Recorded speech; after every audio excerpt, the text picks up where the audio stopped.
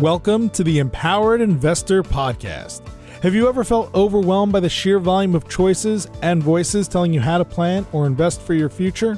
With his straightforward approach, host Keith Matthews of Toulette Matthews and Associates cuts through the noise to help you create a winning action plan for you and your family. The decision-making framework discussed in this show can transform you and your investment experiences and will increase your odds of becoming financially secure. Learn more and subscribe today at tma-invest.com. Welcome to the Empowered Investor Podcast. I'll be your host for today. My name is Marcelo and today we have a very special guest. There is a lot of misinformation regarding taxes. Misinformation is present everywhere now on social media and it spreads quickly. We've all heard someone around us say, above $100,000, I pay 50% tax, or the rich don't pay tax. Today we have a great guest expert, the tax specialist, Réginald Pierre-Louis, with whom we will go over the most common tax myths to separate the true from the false. Réginald, thank you so much for joining us. Tell me a little bit about yourself, your background, why tax? Hi, Marcelo. Thanks for having me today. I really appreciate the opportunity. So a little bit about me. I'm a CA, CPA, and I have a master in tax. So since I said I'm a CA, so that tells a little bit about my experience. Yes. I go a little bit way back. In the past 12 to 13 years, I've worked for big accounting firms in Canada during 10 years in Canadian tax. Part of that time, I was a senior manager in Canadian tax. After that, I started my own practice. I worked with small and middle accounting and law firms as a tax specialist when they needed help about tax organization or tax treatment about some transaction, anything related to Canadian tax. Okay. Since 2014, I also worked as a teacher assistant for various universities at the bachelor level and master level. Since 2021, I'm a full-time professor at UQAM at second degree master level in Canadian tax. Finally, I'm also a speaker and an author for the Association de Planification Fiscale et Financière, commonly known as APFF. And I also do conference and training for the CPA order, notably relating to real estate Canadian tax or some conformity about deduction for small business deduction and other tax incentive or other tax stuff for the CPA order. Wow. So you have a very extensive background in private practice. You've become an academic. So how have you handled that transition? Do you like it? Did you get surprised by the experience? Well, I was always close to teaching. Even when I finished university, I told my teacher that I was coming back for his title, okay. But he was young, so I went for another university. But even when I was in a big firm, I was always someone who was willing to teach to the juniors. And well, I like to teach. It's a passion because it's definitely not for the money that I did the move. If not, I would have stayed in private. But it's just a passion. It's fun. It's a real feeling of an acknowledgement when you teach and when someone understands something that you're teaching. And also, like you said at the beginning, there's a lot of misinformation about Canadian tax. I remember when I was even young, high school, even before that, you always hear people talking about tax stuff, saying how the government is robbing them, how the rich don't pay taxes. I'm not coming from a rich family or anything. So I was like, how is that even possible? Is it true that government is robbing us, that the tax is not fair, that it is illegal? We even heard that the tax is illegal and everything. I wanted to know for myself, and that's the first thing that interested me, that I went into accounting, became a CPA, and here I am 10, 15 years later. Well, I tell you, it is a remarkable skill to be able to teach someone a complex subject. I think only a few gifted people can do it. And if you have the gift, for sure, it's a great thing. You know, I was listening to your podcast that you did with my colleague Ruben in French, which was amazing. So if you prefer the French language, go listen to that. But I was thinking about like a good analogy for taxes and the misinformation there is. And I think it is a little bit like health. Health, sometimes you can neglect it and you can get away with living a long life. But sometimes if you neglect it, it'll come and bite you. And there's a lot of misinformation out there about like what's a healthy lifestyle and all that. So I think that's the best analogy I could find for what we're going to talk about today. So yeah. But I like to use analogy to teach my point or to teach something. So for sure, I'm going to come up with some analogy of my of my own. And the one that I'm probably going to repeat a lot of times is always the red light. This is the one I'm always using. When you hear someone say, oh, my friend did that and he never got caught. Well, everybody passed a stop or passed through a red light. If there's no policeman, he didn't get caught. But your friends can go through a red light all his life and he's never going to get caught. And you go to the yellow light and you're going to get caught. So that's one of the problems with the taxes. Sometimes people are going to do things and they're not going to get caught. That increases the feeling of people get angry because it's, oh, we did that, or that rich people did that, or okay, but it's one person or it's a small group of person. It's not the majority of the people. But we're going to get through this. For sure, for sure. Okay, let's start with the first one. So I hear this very often. I'm not married. I may not live with my partner. What makes a person that is in a relationship, romantic relationship, make that they have to file a tax return? That is a good question to start with. And that is something that we hear a lot, that, oh, I'm not living with my partner, so I'm single for tax purpose. But let me ask you the question, Marcelo. What is for you a girlfriend or a boyfriend? How would you define a girlfriend? Okay, that's a great question. And I'm married, so I have to be very careful about what I say. I think it's someone you share nice meals with and somebody you fight and you can hug 5 minutes after. That's how I define a girlfriend. That's really safe. That's really safe. For tax purpose, it would be a little bit too large of a definition because there's a lot of person that could be identified as a girlfriend or a boyfriend.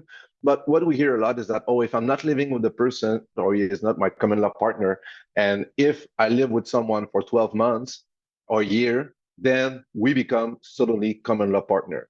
This is a myth.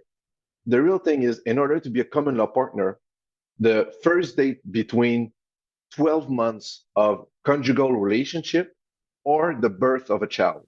Okay.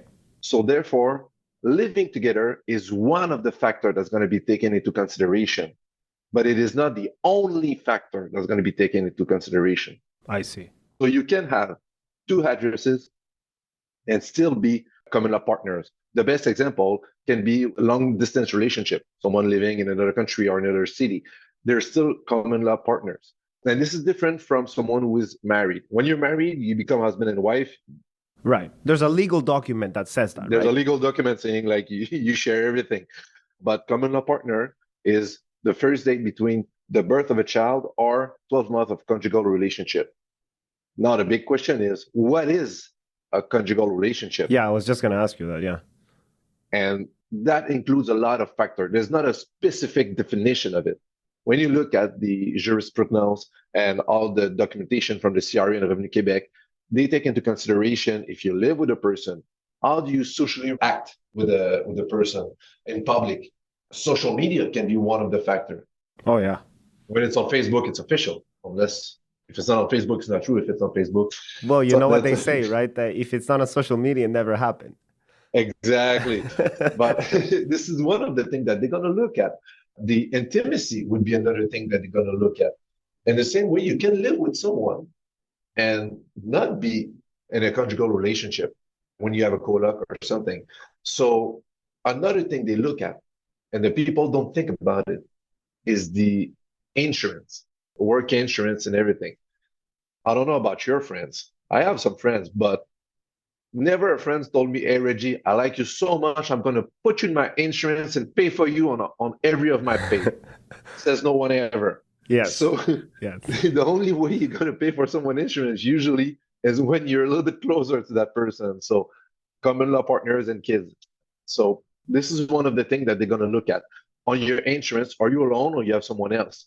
And it's hard to fight that you're not in a relationship with someone if that person is on your insurance. Yeah. Yeah. So it's going to be like a combination of multiple factors that are going to look at in order to determine if you are in a conjugal relationship or not. Okay, thank you for that. That's very thorough, so I appreciate that. Okay, so let's jump into the second one. You're probably going to laugh at this one, but it says, I have no income, so I don't need to file taxes. That's a good question, and that's a good concern. I like that question. We're starting strong. I had the chance, just before that, just a little story. I had the chance to talk with Mr. François Boileau, which is the Ombudsman of Canada. Okay.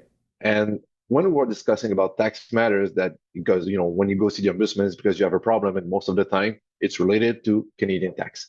So one of his main concerns during his mandate is across Canada, not only Quebec, across Canada, is to bring the people to do their tax returns. Even low income individuals or less fortunate individual is to do their tax returns because these people are leaving money on the table for them. Crazy. Yes, all the tax incentive, tax benefits that when you have a low income, they're there and they're there to pick up for the low income. So the program exists for them. So this is a myth. This is false. If you're 18 and over, and even if you don't have any income, you need to file your tax return. This is something serious, and people should want to tax the tax return in order to get the tax benefit that is owed to them. So that is something important. That's as clear as water. So thank you for that. The other one I hear often, this one makes me laugh because, we do some taxes here for clients, but my friends, when I tell them, I work in a firm that does taxes, they always bring this up. So it goes like this. My accountant is bad. He doesn't do a good job because I have to pay taxes at the end of the year. Or the opposite, right? My accountant is a superstar because I get a refund. Totally true. As a CPA, we are mandated by the government to decide who pays and who doesn't pay taxes. So this is the higher power of all the CPA in Canada. No, I'm being sarcastic here. Jokes aside, this is totally false. The income tax is determined according to the income tax law. So yes, the accountant can influence or, his experience, knowledge can affect your tax return, but it's not because you pay that necessarily your accountant is not good or because you have a refund that your accountant is the best in the world. It's really important to understand the system. How does it work? Quick example, really simple example. Let's say you have a salary of $100. According to the income tax law, you should pay $20. Then what happens on your salary is on every pay, your employer is withholding income tax. And at the end of the year, your accountant do your tax return. So salary $100, do the calculation, income tax $20. How much did your employer withhold? If he withhold $25, then you're going to get a refund of $5. That's it. If your employers withhold $15, then you will have to pay $5. So the accountant can have an impact because maybe you can think about a credit or a deduction that you should have because you're over 70 years old or you're a caregiver, you have children, they're doing sports, artistic stuff. There's a lot of credits, especially in Quebec. But bottom line, you need to pay your taxes according to your situation. Depending on how much tax that was withheld or paid by installment, this is going to determine if you get a refund or if you get a balance to pay at the end of the year. And that goes a little bit with the system that we have in Canada, and that goes way back until 1917, I think, the first income tax law. It's a self-assessment system. One of the incentives to motivate the people to do their tax return is the possibility of a refund. Yes. If you know you're going to get a refund, you're going to do your tax return because you want to get your money back.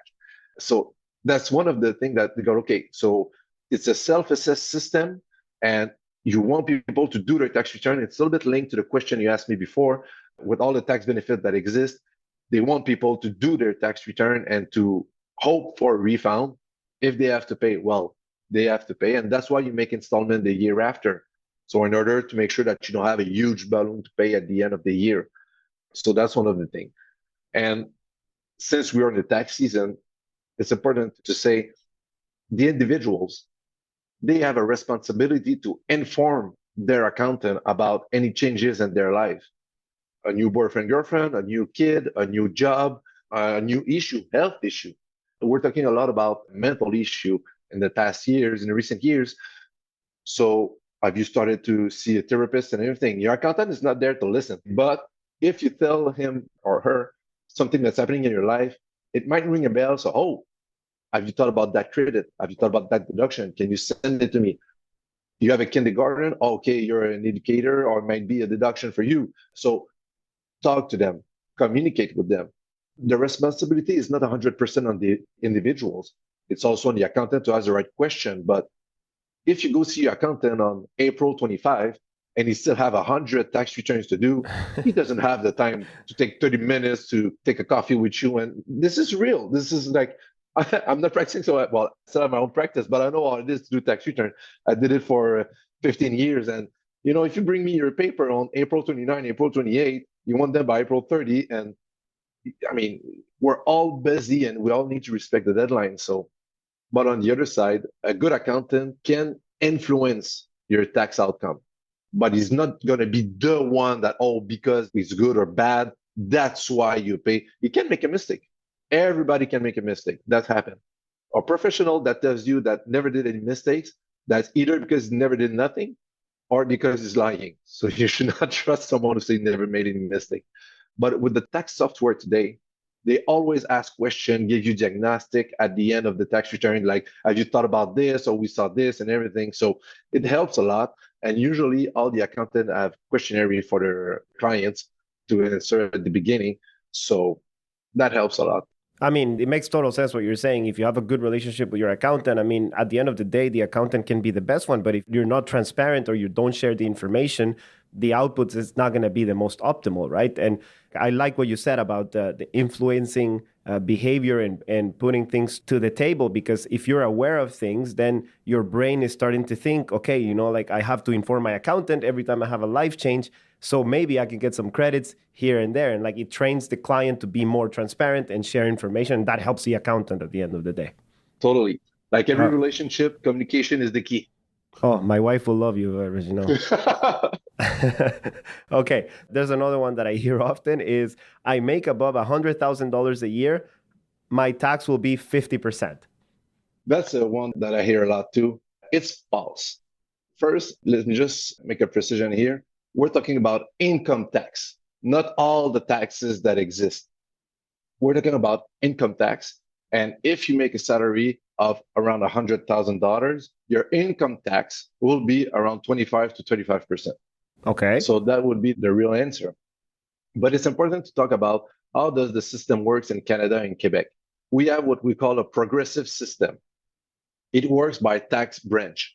And you have a marginal tax rate for every tax branch. So I'm going to keep it simple because there's like, if you take into consideration Canada and Quebec, you have around 8 to 10 branches combined because they don't have exactly the same branch in each. So I'm going to make it really simple.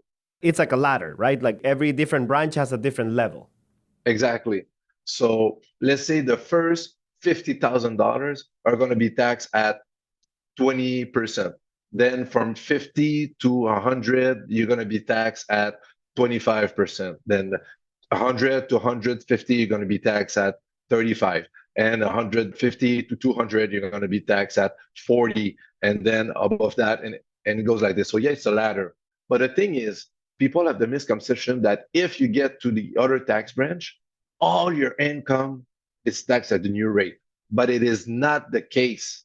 It's only the branch that you're into that's going to be taxed at the increased marginal rate. So I'll use my example again. The first 50, I'm taxed at 20%. From 50 to 100, I'm taxed at 25. And let's say my salary is 130, then 100 to 30 to 130. So my 30 is going to be taxed at 35% or 30%. I don't remember exactly the rate that I use, but for illustration. So it's only the tax branch that I am that is taxed at the marginal rate where it is. So it's not all my revenue. It's not like, oh, okay, so I'm doing like 200. So all my income is at 40%. That's not the case. That's wrong, yes. And in Quebec, the maximum tax rate on a salary is 53.31%. And it applies on income over 222,000. So it's only the income that is over 222,000 that's going to be taxed at 53.31. So when you make 100, you're not at 50%. I know it feels, I know it feels like 50%, but you're not when you look at it. And this is something important to do because people, when they say 50%, usually they're talking about the income tax, the sales tax, and the deduction at source. Because there's other taxes that we pay. Deduction at source, you can think about, for this one, I'm not sure in English, but RRQ, RQAP. Yeah, QPP, employment insurance, all that, yeah. Exactly. And most of them, you're going to see them later. So let's say the QPP, Quebec Pension Plan, then when you're retired, you should get an amount from the QPP. Employment insurance, I hope you don't have to receive a payment of that. But if you lose from that, but if you lose your job, you're going to get employment insurance. And the last one, provincial parental Quebec. I have QRP. Yeah, it's a parental leave benefit. Yeah. Parental leave, exactly. So if you have a kid, you're going to receive it. Now, for sure, some people are going to say, yeah, but I'm not planning on having kids, or I already have my kids. Why should I continue to pay? Well, it's because it's a choice of the society to make everybody pay for people who wants to have kids or for the retired. So that's why you have to pay. Just think about when you receive it. Some people pay that they already had kids or choose not have kids, but they pay too. So it's collective choice that we make. It's a tax policy, tax philosophy. Is it the best one? I'm not here to debate that. Well, it would be really interesting, but it's not the subject today. But this is the collective choice that we made as a society, that everybody's going to pay for everybody who wants to have a kid or retired or get employment insurance. Of course. So I grew up in El Salvador, and I know exactly what it is to have a country that doesn't have proper tax laws or even just income filing, right? Like there's a lot of black economy and people don't file taxes. So, the infrastructure of the country is falling apart. There's no social safety net. So not to get into the politics, but sometimes I hear, oh, the roads are like crap, but I try to avoid taxes and do like sketchy stuff on my rental income. So you don't really have a right to complain if you're not playing fair, right? And the same thing with people who say, oh, I don't have kids, so why should I pay the school tax and parental leave and all that? But at the end of the day, the benefit of society as a whole, because at the end of the day, even people who don't have children will have to get a pension. So who's going to pay for all those pensions? Is population growth. If we don't have no people, we don't have a pension, we don't have a tax system, right? You're right. And the thing is, the idea, the concept, yes, we can debate about it. But the thing is, we're going to get it in other question, other myth. But the real question for me is not about necessarily is the system fair or not, but just how is it managed? That is totally another question. Yeah, that's a different conversation. So what I'm hearing is, before we move on, so I think the misconception comes, Réginald, where people say, okay, let's say you make 250,000. People say, I'm in the 53% marginal bracket. So they assume that person is paying 53%. But that would be his marginal tax bracket. But his average tax will be completely different as of someone who makes 100,000 because of those ladders that get taxed at different levels, right? So I think that's where the misconception comes from. Totally. You summarize it really well. And yes, this is a misconception. And there's not a lot of person in Quebec that makes more than 222,000. We're going to get into a little bit of statistic, but it's really not a lot. And yes, the people have this misconception. Perfect. Okay, let's talk about the next one. This one makes me laugh too. It says, I don't think I will accept this salary increase or work overtime because it is unnecessary since my tax is more than the salary increase. Again, this is false. Like we just discussed, the maximum marginal tax rate in Quebec is 53.31%. So for sure, if you make $1 more in salary, you're not going to get taxed 150. It's impossible. There's a problem with the deduction at source if that happens. But sometimes what happens is that the employer is going to make more withholding for the deduction at source on overtime for the QPP, employment insurance, and the parental leave.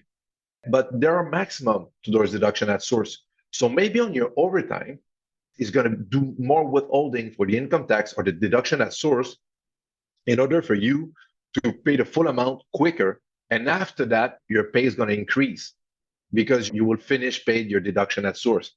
That can happen. But only income tax wise, you're not going to get taxed more than the dollar you make, the dollar more that you're making. But can it be demotivating to know that, oh, okay, you withhold some deduction at source, so you look, you do some overtime, you think you made $100, finally there's only $40, $50, so you sell the deduction at source.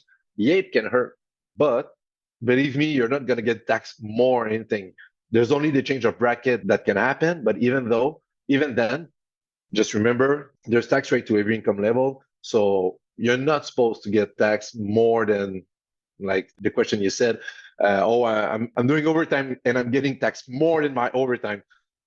Now, again, it's a perception.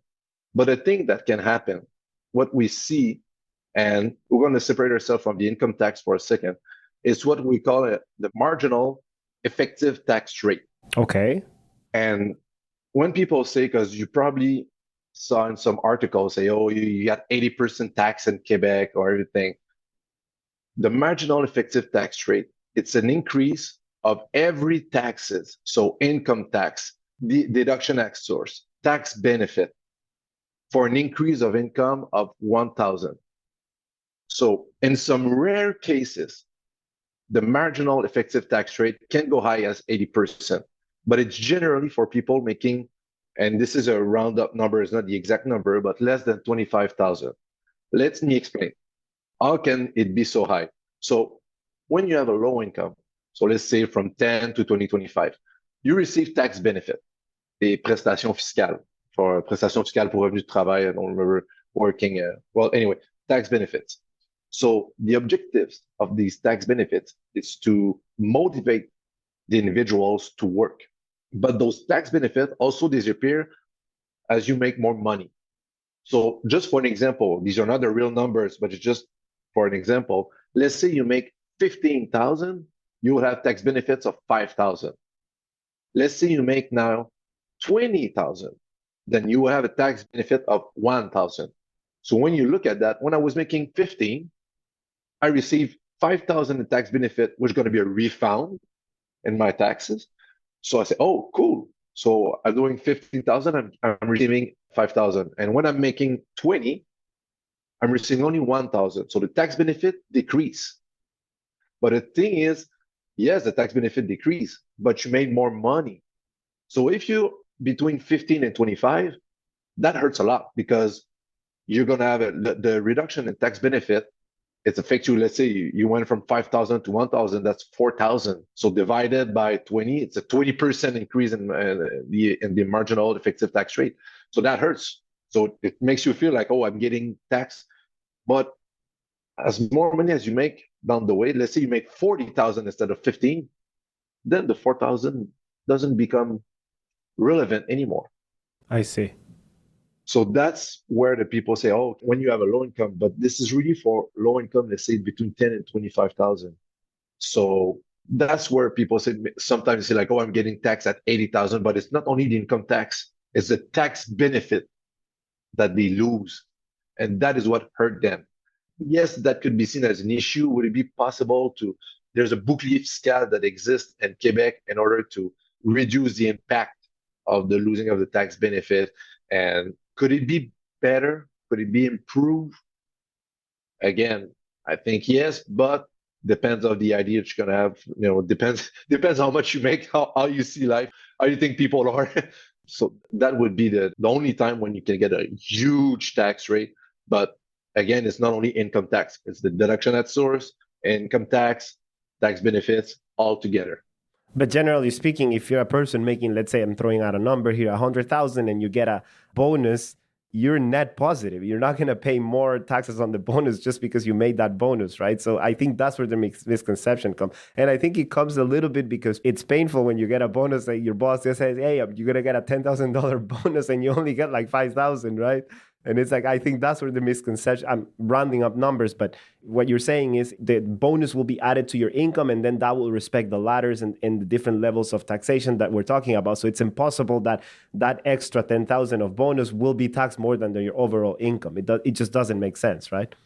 Doesn't make sense, no. And another thing that I see that people sometimes they pay taxes and they have a feeling that their tax rate is out of control would be someone was, because remember with the ladders, the progressive system, let's say you have one job and you make $100,000. Your employer knows you make $100, so he's going to withhold tax according to your gross revenue that he's giving you. Let's say now that you have 10 jobs, one job per month, and you make 10,000 every month from each job.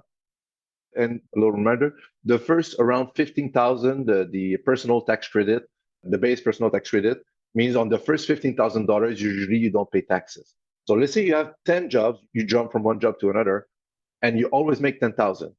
Every employer is not going to consider the revenue that you did before.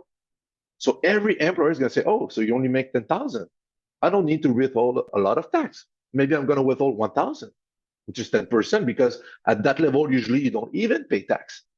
But the thing is, at the end of the year, you need to combine and add all those jobs. So you have 100,000 salary. Oh But boy. when you look at the income tax withhold, it's nothing. They're peanuts. So you pay at the end of the year, and then you're mad at the government. Right. So a person will be stuck with a large tax bill because it hasn't done the proper deductions. And, we see that a lot now. You hear a lot of people who are in the tech industry, for example. I heard this in the news the other day that now that you have a lot of these companies who allow people to work from home, some people are working two jobs and the other employer doesn't even know.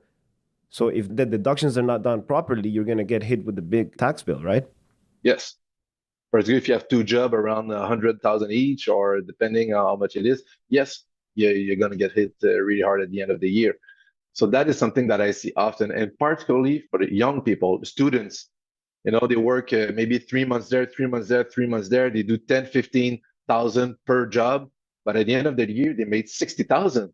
But every employer withhold nothing because they consider that they have their personal tax credit and some school credit. So they say, okay, so you're not going to pay tax. So I'm not withholding any income tax, or the lowest they can.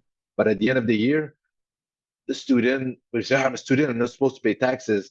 There's no exemption in the income tax law that, oh, you're a student? Okay, let me check the box. That's it. You pay no tax. That doesn't exist. It's just that usually you don't make 50 or 60,000. But the example is really good because with everybody working from home, now the student work from home, so they can go to school at home from there.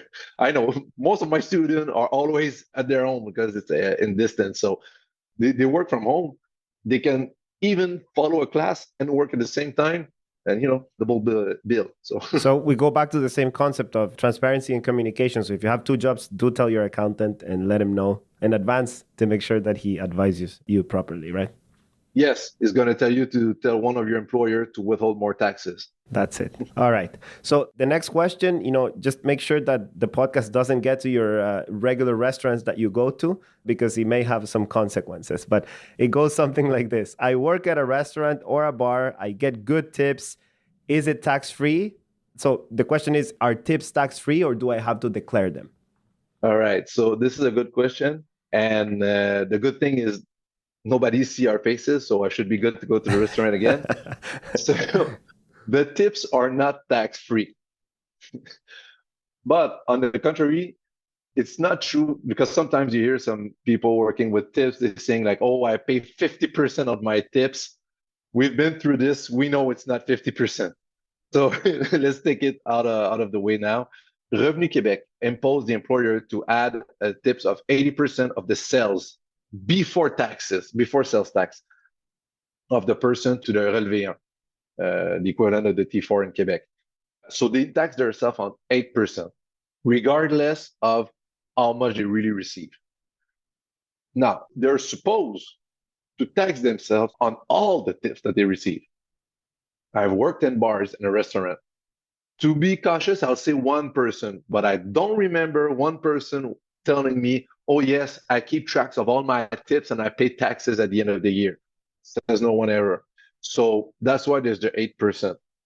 Because usually they will tax themselves on 8%, and they're supposed to balance and put the rest of the money they receive. They don't. So it's true that they do pay taxes on their tips, but it's not on the 15% tips or on 20% tips. It's on 8%.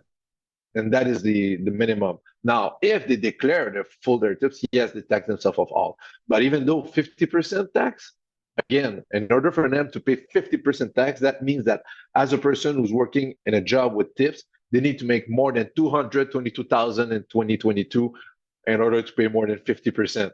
That's a really good job with tips. Really, really, really good one.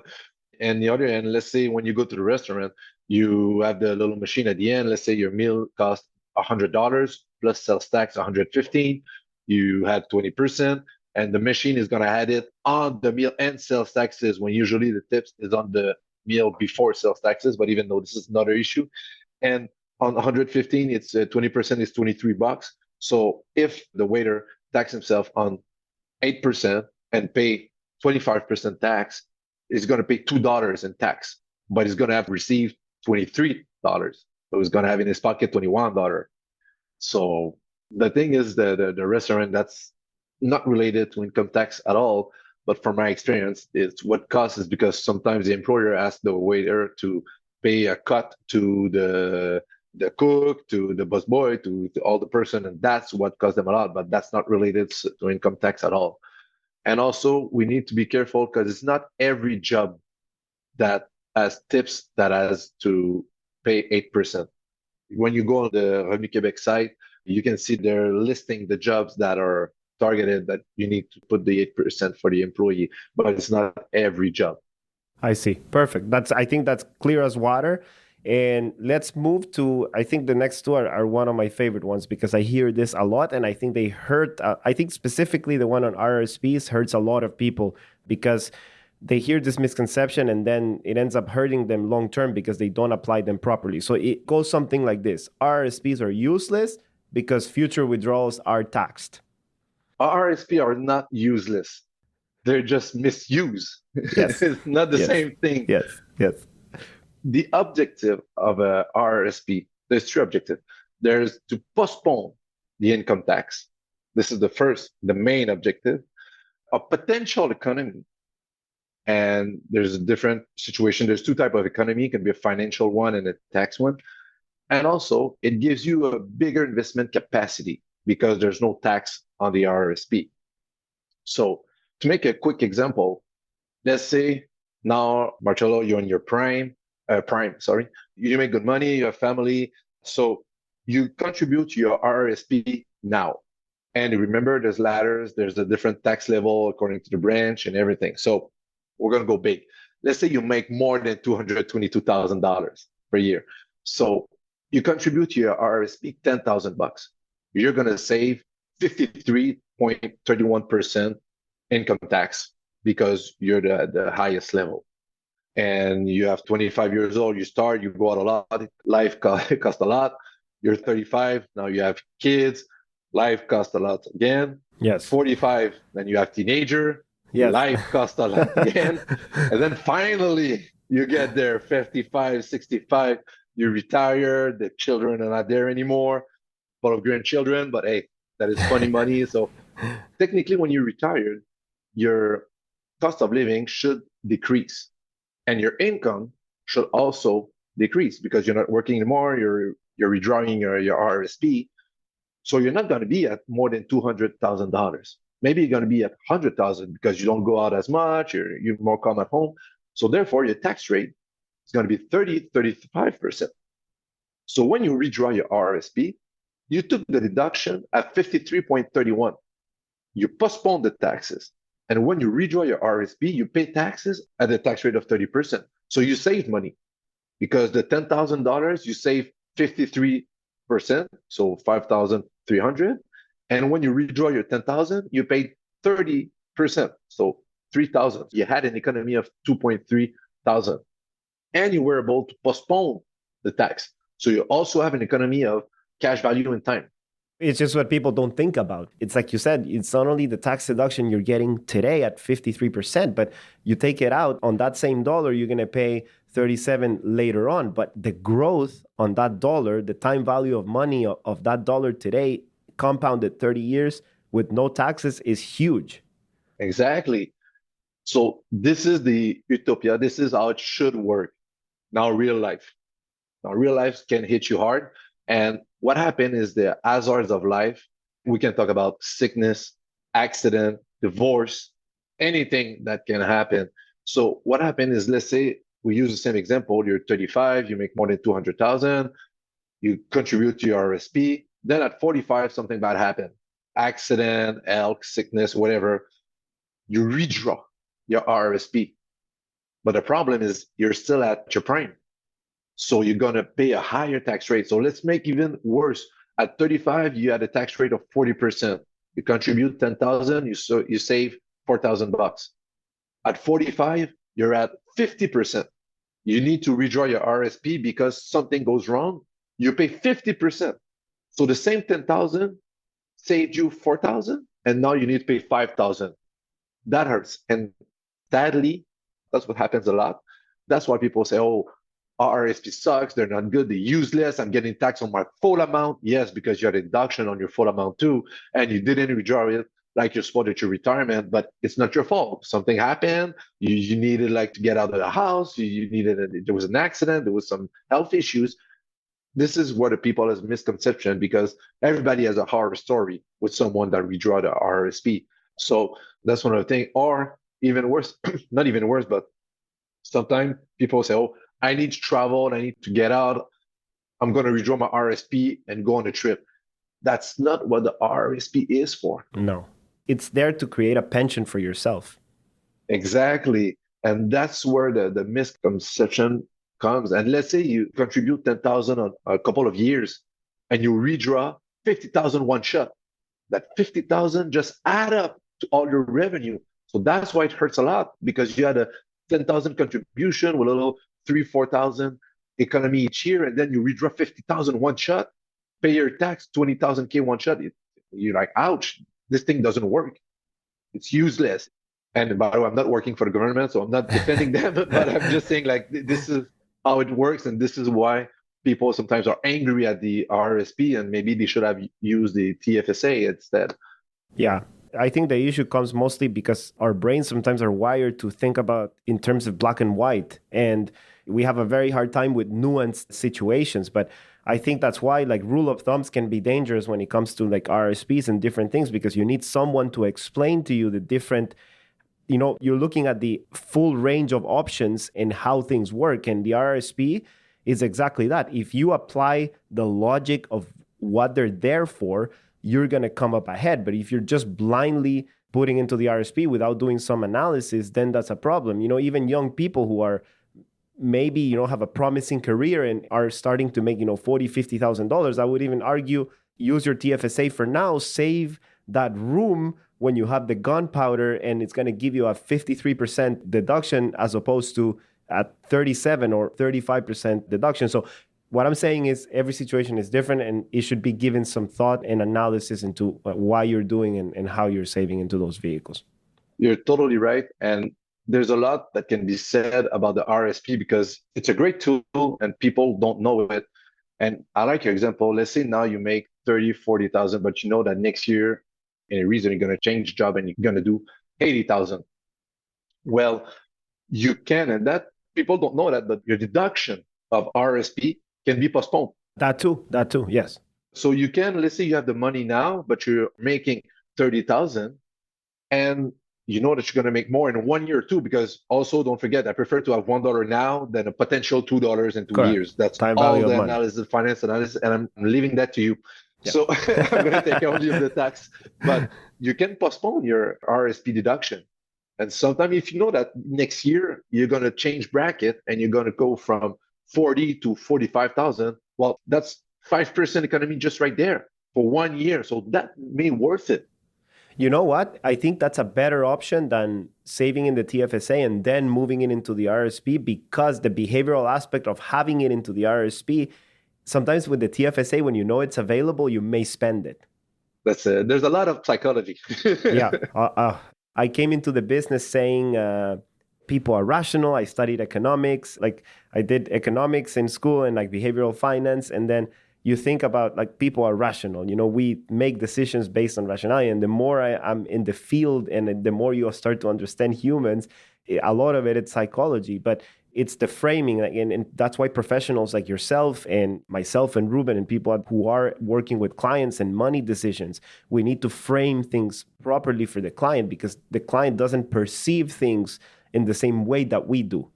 You're totally right. And that's one of the things that I'm telling my student is if you go in the private sector, you're not only going to be an accountant. You're not only going to be a lawyer. You're going to be a psychologist sometimes. Of course. And do we have time for a quick story about that? I'm not sure please. So I had that client. It was in the middle of the transfer between the parent and the child. And I had a good relationship with both of them. So, and I remember the dad asked me to go on a lunch. I thought he wanted to talk business. Okay, cool. Then we go on the lunch, and then he started. My child is lazy. He comes at work at 9. He always live at 4 or 5. when a client is arguing a little bit, it's always like, oh, let's forget that client, let's abandon him, like show him that we don't need him anymore. He doesn't know what it is. Can you talk to him? I'm the tax guy. What do you want me to tell him? Wow. That thinks you're lazy? So I'm like, well, I cannot really talk to him, but maybe I can refer you to like psychologists and family, because that exists. Business psychologue and for succession plans. Yeah, business professional were there to only assess the emotional side of it. But the story doesn't end there. 1 or 2 weeks later, the child called me, Reggie, can we go for a lunch? I'm like, this is bad. This is bad. Because I haven't talked to him. I was like, okay, cool. And I want to talk to you. Your dad wanted me to talk to you. He said, yeah, I want to talk to you about that. Then we go on a lunch.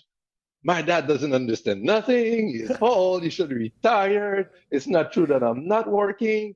I'm working from home when I get up. And after that, I'm doing other stuff at home. I'm like, well, so I just quit the firm.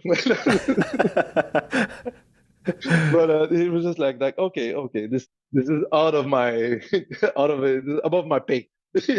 I'm not doing. You should take it as a compliment that people feel comfortable confiding in you. So that's a good thing. But you see, when you're young and you're like, oh, I want to be the counselor, I want to be the person that they refer to, they go to, and you want to be that person until there's a real problem and you're that person.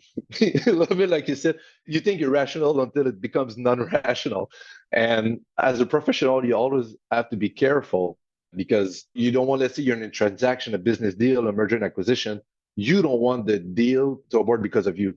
And particularly in a transition like this, I was part of a deal recently where the professional were only helping the seller, but they were paying no attention whatsoever to the buyer, who were employees. Right. And it was like, do you know what's going to happen when the employee is going to get on top? Right. You're going to get moved because you didn't pay any attention to them, and you're with someone that is going 100%. Is phasing out. But it's fun. Honestly, you're right. And yes, let's say for the ego, it's comforting. But this kind of situation, it's fun to live. You don't want to live it every week, but it's a good story after tell. Of course. Okay, before we end part 1, let me ask you, I think this one is another one that stirs a lot of anger in people, and you hear it a lot. Quebec is the most taxed place in North America or Canada. Yeah. Well, focus on Canada, because I don't know about the United States. Sure. Let's do that. First thing I need to ask you is, what type of tax are we talking about? Income tax, sales tax, deduction at source, impôt foncier, property tax? Which one are we talking about? Let's talk about income tax. So Quebec is technically the second highest tax rate. One of the maritime provinces has 54%, where Quebec was 53.31. We're getting there, working on it. I'm talking with Legault, we're going to increase that. No, I'm joking. But I saw that actually it's doing this podcast that I realized there was another province that has a highest tax rate, but I didn't see the bracket. So maybe there could be some nuances, but we're in the top 3 for sure. And this is on the salary and other income. If you look at the dividend, the highest tax rate is between 40 and 49%, dependent of the nature of the dividend on the top tax branch. So even though, don't forget that this marginal tax rate is the highest level on the top tax branch. This is not all the Canadians that are making that much money. We're talking about maybe 5% or even less than the population that is making more than 222,000. So when people say we are taxed, let's be honest, in Quebec, more than 95% are not taxed at that level. Okay, interesting. We're only talking about a bunch of people. So let's say I think we're 8 million, something like that. There's maybe 2-3% of the population that is taxed at that level, and only on the income exceeding that level. So let's say 8 million. So let's say maybe between 80 and 200,000 persons that are taxed at that level on the 8 million that we are. And in order to say that we are the place that is the most taxed in Canada, we will need to look at every branch from every provinces, every tax rate, the sales tax, the deduction at source, and every type of tax in order to compare. But yes, we are one of the places that is the most taxed in Canada. Yes, we are. Are we the first one? I'm not ready to say that. Are we in the top 5? Are we on the podium? Probably. But Quebec is also the place with the most public services. RAMQ, school fees, tuition fees, frais de garde, Daycare. daycare. The Yeah, the daycare subsidized daycare is pretty good, right? exactly. So, and we have a lot of program for low income or homeless people or anything. We have a lot of program in Quebec, but we need to finance these programs. And it's it's a collective choice. It's a society choice. You can agree, you can disagree. It's up to you. I'm not saying it's the best thing, but I'm stating facts. We have the most services and of all the provinces. So in order to have those services, we need to tax more. But the real question is, are all these services relevant? Are they in the best quality? Are they well managed? That's That's a different another question. conversation. Yeah, that's a different conversation. That's totally different.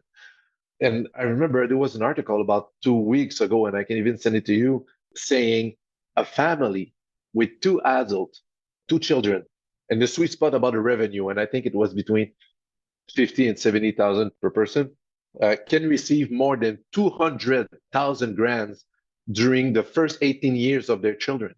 Wow. And helps from the government and from different sources. That's like 10K per year that they're going to receive when they're in the sweet spot with the right revenue. And again, a tax benefit, a tax incentive. And depending on your revenue, if your revenue increase, the tax incentive decrease. If your revenue decrease, well, but when you're in the sweet spot, you can receive up to 200, up to 10K per year. That's a lot per kid. So 20K. So that's where we need to look and say, well, yes, we pay a lot of taxes, but we have access to a lot of services. Are the services good? Are the roads good? Believe me, every time I get a flat tire, I'm swearing to the government and asking why am I paying these taxes. But it's a choice that we make. But even the healthcare system, it has a lot of problems. But if you ever went to the hospital, and I'm being careful here with my words, I don't want nobody throwing me tomatoes, but if you go with a real problem, like life-threatening problem, you're not going to wait 12 hours. Go there with an allergy that you cannot breathe. Or I'm thinking about, clients or friends that had children with problems. I mean, life-threatening problem. And honestly, they've been taken care of in minutes, if not seconds. And I mean, now they pay their taxes and they don't argue anything about that because they say, yes, if you have a real problem, they're going to take care of you pretty quickly. I remember one of the partners in one of the firms that I worked with was telling a story about one of his clients that was always complaining, a rich client that was always complaining about the tax that he needs to pay. It's a lot, and the income tax every year was arguing. Then he went in a philanthropic trip, and when he came back, the partner did his tax return, came to him and said, well, okay, it's going to argue again. It's going to, it's going to yell, la, la, la. Then he just signed. The client just signed and said, thank you. Partner looked at him and was like, oh, change of attitude. What's happening? And he just said, well, I went in another country which has no tax at all. I've seen the condition there. And believe me, I will never again argue on the taxes that I pay here with all the services I have access to. Are they the best? Can we improve? There's always space for improvement. Of course. But this is the collective choice again. I think we've all heard the horror stories of even a country like the United States who has an effective tax system, right? They collect taxes and all that. And it's the biggest country in the world and the richest country in the world. Like people have to mortgage houses to save a loved one or pay for a surgery, or, they have to declare bankruptcy. I got an ACL surgery, which is not a life-threatening surgery, but my care was top notch. I got free physio. The surgery was incredible. It was performed by one of the best orthopedic surgeons in Quebec. Like, it was literally the guy who does the surgeries of the Montreal Canadiens and like UFC athletes. And I didn't request him. I didn't pay anything to get him. Like it was the draw of it was pure luck. But again, price is what you pay, value is what you get. Of course, if you get a cold and you're going to the emergency system, you're going to wait 12 hours, right? Because the system is there to prioritize based on levels of priority. So you are going to get it back. And can it be managed differently? We can't get into the politics of this discussion, but I think on a broad scale, we are getting something back for what we're paying in Quebec. One of the situation that I talked to you about the children of a friend, I mean, he had some breathing issues since the birth. And I mean, we're talking about a baby here. And on the surgery, there was like 4 surgeons, top notch in Quebec. Wow. It's like lung for children, brain for children, the one who's doing the surgery, the other one who's doing another stuff. I mean, but it's just like, I'm like, man, if it was in the States, it's really sad to say, but maybe the baby will not be there. It will not be here. So it's always, it depends. Does the system have some fails sometimes? For sure. Every system has fails. Even the income tax system, there's sometimes targeting the wrong person. For sure. On another analogy, when you see someone getting arrested, pulled over on the road, when you pass, you're always like, oh, I'm sure you did it. You earned it. But when it's you that get pulled over, like, hey, there's an explanation. I can explain. Of course. All right, Réginald. Listen, thank you so much for joining us for part 1. We're going to see you in a few weeks for part 2. And yeah, thank you for listening. Thank you, Marcelo, for having me. You've been listening to the Empowered Investor Podcast, hosted by Keith Matthews. Please visit tma-invest.com to subscribe to this podcast, learn more about how his firm helps Canadian investors, or to request a complimentary copy of The Empowered Investor. Investments and investing strategies should be evaluated based on your own objectives. Listeners of this podcast should use their best judgment and consult a financial expert prior to making any investment decisions based on the information found in this podcast.